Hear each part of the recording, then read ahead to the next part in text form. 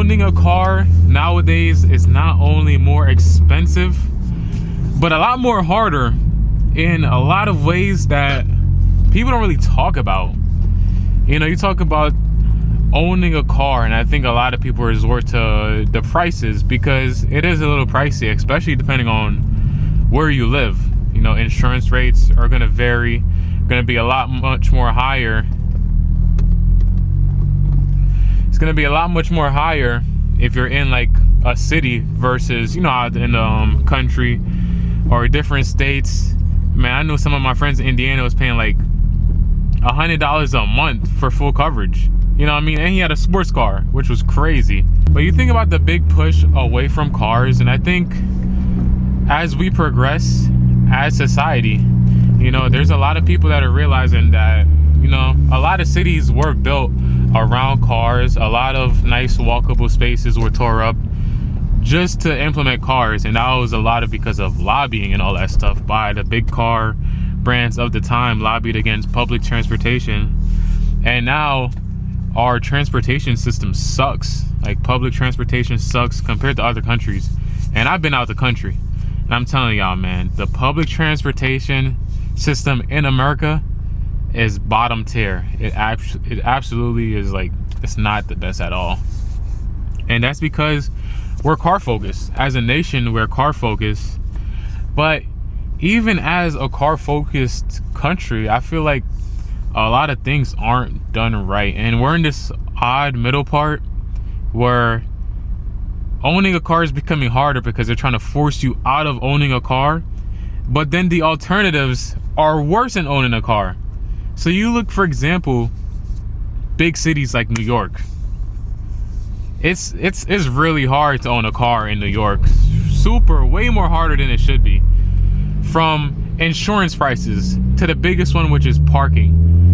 Anybody who been in the city know that parking absolutely sucks. It's horrible. They take out the parking spots on the street for street parking. They remove it in replacement for city bike holders, which could have been put on the sidewalk, and you still would have space on the sidewalk to walk. But it's just like an attack on cars. But yeah, I also feel like cars used to be a one decision thing. You know, you want a car, you go into a dealership. They used to be affordable, and you just buy a car, and that's it. You have it for years until you run it to the ground, and then you go ahead and buy another one. And nowadays, with the greed basically from these big corporations, they just want to get as much out of you as possible. And the price to buy a new car now, you really can't do that. You're forced to the used car market. And I already made a video about this, but then that's overpriced too. So it's like just the process of buying a car. I remember when I bought my first car, I was at the dealership for so long, and I financed at the time. This is my first car, my first time doing anything like this. So my first time going, I financed. It was my used Civic, and thankfully I didn't pay it off, like take long to pay it off. I really paid it off after like a month of being in that agreement, and I had to pay like $500, $1,000 in interest just to buy it out, like get out of that contract, which that was horrible. I was in the 360 deal. They got me because I didn't know better. But that's my first impression coming into the car world. You know, at the time, I was not confident to buy on Facebook Marketplace or Craigslist or all these things like that. I just wanted a car. So I'm like, the easiest way to go about this is probably gonna go to a used car dealership. And you know, the people there, the salesmen, know what they're doing, so they gonna hook it up. They not gonna try to scam me. Boy, was I wrong, man. So it's like these things just make owning a car so much harder because it's so hard just to get into one. And then you talk about things like reliability. Older cars were so much more simple, and for people who like work on things, who have experience with things like breaking down, you know that simple is better in a lot of cases because it's less things to break. When I had my Civic, I really wanted a sunroof, and now that I have a sunroof, I'm like, the next car I have, I probably won't even get a sunroof on it because that's just one more thing to worry about. When I'm parking my car, if something gonna fall on my roof and crack this glass, or the motor in it can go bad. The sunroof drains can leak into the car. Like, all these things are something I didn't have to worry about this when I had my Civic that did not have a sunroof. So all these sensors and like the safety stuff, it does help. Don't get it wrong. The safety stuff does help, because we're all human. Sometimes you get distracted. It'll help you avoid accidents, and it's helped multiple times. Not me personally, but I know people that drive cars with a lot of like sensors and all that stuff, and they've said, yo, it saved me a couple times. In my opinion, I feel like we shouldn't make sensors and all these safety things substitute being a proper driver, because as somebody who has a driver's license, and I took the Jersey like driving test, the paper test, and I had to pass a road test. I hold everybody on the road accountable. I'm assuming that my friends that are a little more reliant than they should be on all these sensors and stuff, I'm holding everybody to the standard of myself. If I'm a good driver, in my opinion, I'm assuming that we all should be like, you shouldn't have to depend on a sensor to reverse and all these things. So it does help the driver, and I understand how it could be, especially if you're an older person. Your reaction times are going to be a lot slower, but it should never substitute good driving. And also, it's more things to go bad, more things you have to worry about maintaining to keep that car properly running. It's more of a headache if it goes wrong. And then we get into the insurances. I briefly touched on this in the beginning of the video, very briefly. Why are insurance companies able to just get away with this, bro? You think of the concept of car insurance. Like, I understand, right? You pay every month, and you know what I mean, you hope that you don't get into an accident. But if you do, the insurance company is gonna cover you, right? You're paying every month for peace of mind. But what if you don't use it? I feel like every year you don't get into an accident, you should at least get your money back or get back some of it. Like, why are they just able to just keep that money? And I'm pretty sure there's some reason that somebody gonna give, where it's like, oh, they gotta pay towards the people who got into an accident. But then I'm basically just paying for other people's accidents if I'm not getting into an accident myself. Because the concept of insurance is you're gonna get the most out of your money if you get into an accident. So what about us good drivers? There's no incentive really to be a good driver other than your rates not going through the roof. And even with that, they're still raising rates. Dude, every single year, my friends send me his invoice, and we share invoices, and it's like, bro, it's going up for no reason. They be like, oh, the cost of living went up, so we gotta jack up your rates. What about all the people that are paying high rates already? There's people getting into accidents and their rates already high. Can that not cover it? It's all just like, dude, I don't care what nobody in here wants to say, man. If you're defending that, you're probably just an insurance company in disguise, because it's just a scam, dude. It's a scam for money. We're just getting scammed by these big corporations.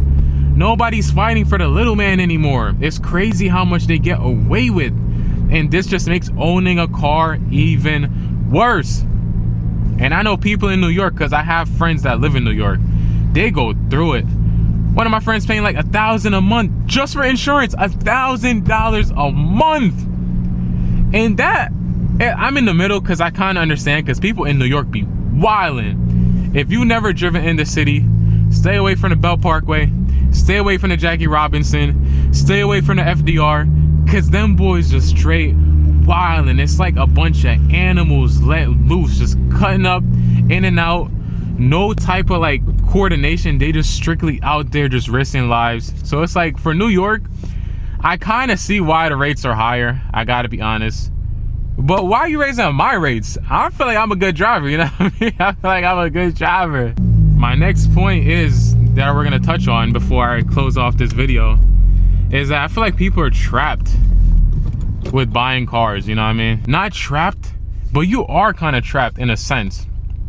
Because think about this.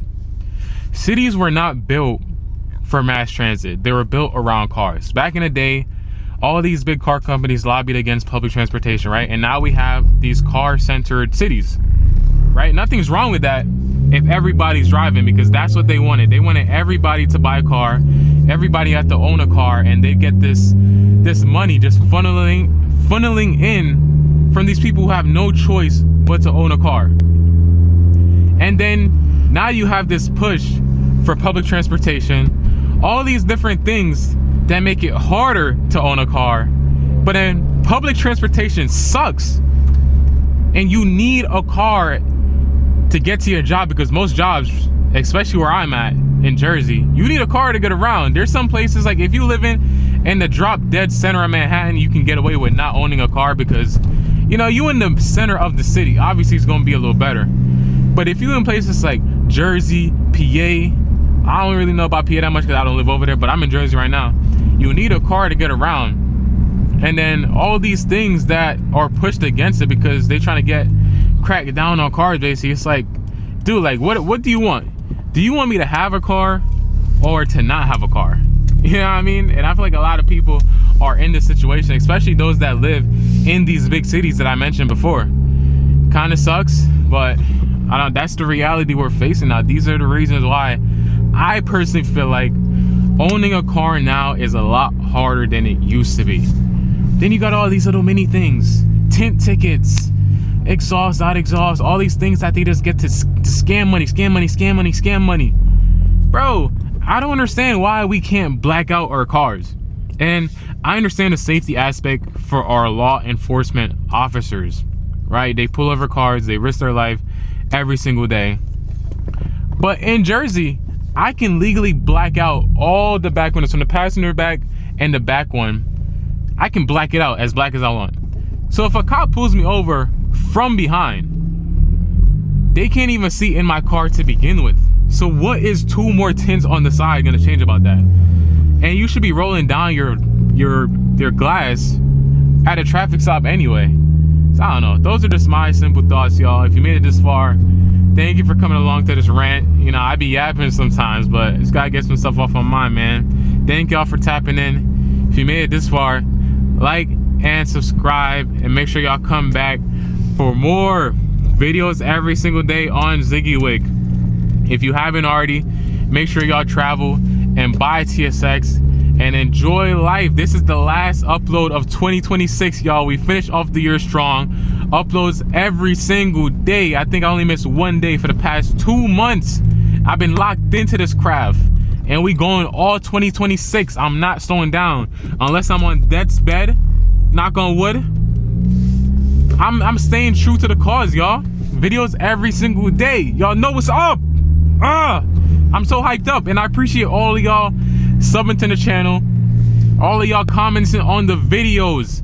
There's nothing I love to do more than reply to all the comments. I reply to every single comment, so don't feel like I'm one of those YouTubers that ignore. I hate when that happens to me, when I comment on a video and they don't respond. Why aren't you responding to my comment? That's your job.